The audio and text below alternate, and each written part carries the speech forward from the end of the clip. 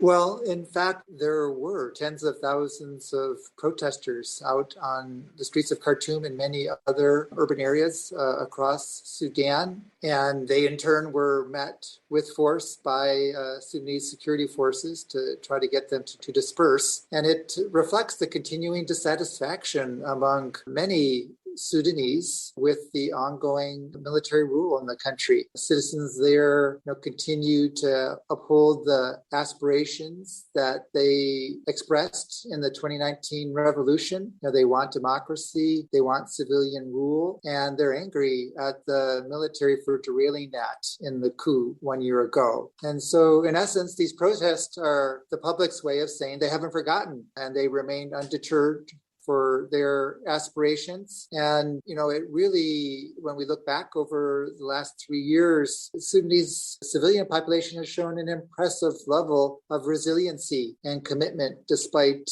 consistent resistance and opposition from the military. The cost of food staples has jumped 137% in 1 year. However, as Sudanese struggle with ever-declining purchasing power, many in the country worry that 3 years after the 2019 uprising that toppled Bashir, signs point to a reversal of the revolution. Since the coup, several Bashir-era loyalists have been appointed to official positions, including in the judiciary, which is currently trying the former dictator. How do you explain that? There is a very direct connection between the economics and the politics in Sudan. And we have seen a long deterioration in the economic situation as a result of economic mismanagement by the military for decades, especially over the last decade. Sudan is now facing a $1.2 trillion debt. There's a shortage of basic goods. You mentioned 137% inflation for food.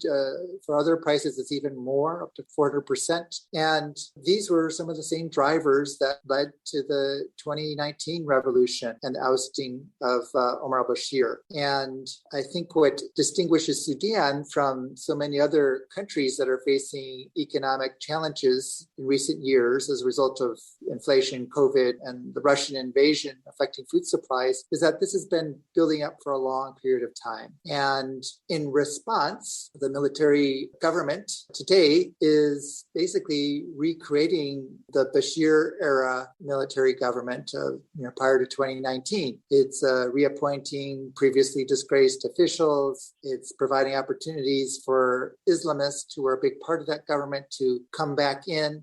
All these moves are trying to compensate for the lack of legitimacy and popular support for the military government. And so what it's trying to do is rebuild, the political coalition that kept the Bashir regime in place. And so when you take a step back, there's really a remarkable level of continuity in that government between 2019 and today. And so this is only refueling the concern and determination of civilians who suffered under the repression and economic mismanagement, corruption of the Bashir government to resist the current Burhan regime.